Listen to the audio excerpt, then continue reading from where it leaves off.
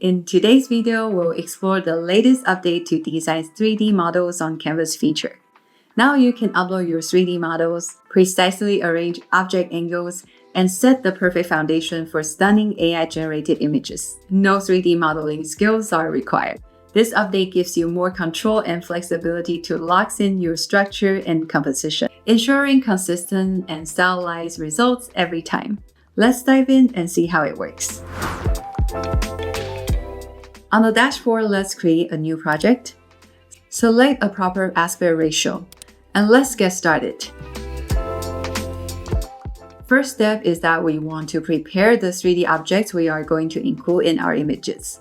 We can create our own 3D models from scratch, download pre-made models from 3D assets platforms, or you can even generate a 3D model from an image directly in Dzine. To create a 3D model from an image, just place the image on the canvas. While selecting the image, you'll see a 3D icon at the top. Click it to convert the image into a 3D model. If the image has a background, Dzine will prompt you to remove it first. And then we can choose the mesh complexity, texture size, and file type for our 3D model. Once we've made the selection, click Generate to create the 3D model. After processing, the model will appear in the result panel.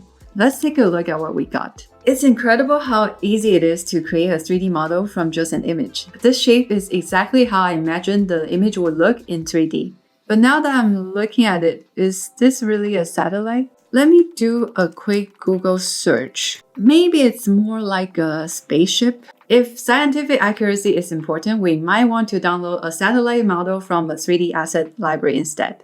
But if we like the look of this one, we can go ahead and download it for the next step. So here I removed the elements in the layer to get a clean canvas. You'll notice now that we can upload not just the image file, but also 3D models directly onto the canvas. Let's start by uploading our 3D models. I'm adding an astronaut and a satellite I downloaded. We can also bring in 2D image references like this planet I created using a text-to-image tool. I removed the background since we only need the sphere shape to represent the planet. And also I added the starry background. To control which elements appear on top or behind others, we can use the layer panel on the side. Simply drag and rearrange the layers to adjust their order and create the desired composition. Notice how the satellite panel blends into the background and it isn't as visible. When placing objects, it's best to use contrasting colors to make sure that they don't merge into each other.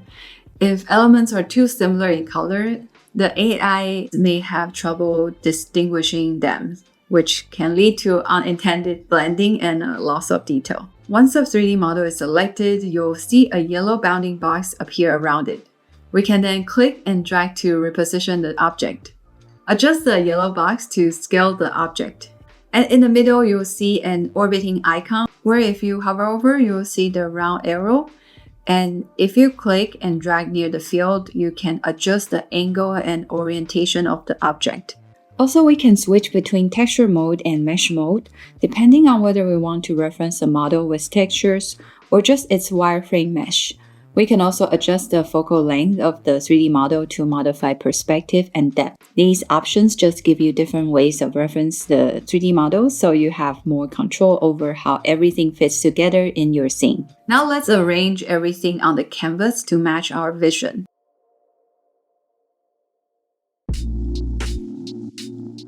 Now we're happy with the composition, we can generate the final image using Dzine's image-to-image tool. Click the image-to-image tool and choose the style that matches the look you want. I'm choosing realistic for this one. For the text prompt, we could write a detailed description ourselves, but I prefer letting the AI do some of the heavy lifting. Click Describe the canvas. Dzine will then analyze your setup and suggest a starting prompt. It's usually pretty good, but sometimes it may miss something, like it's missing the planet here.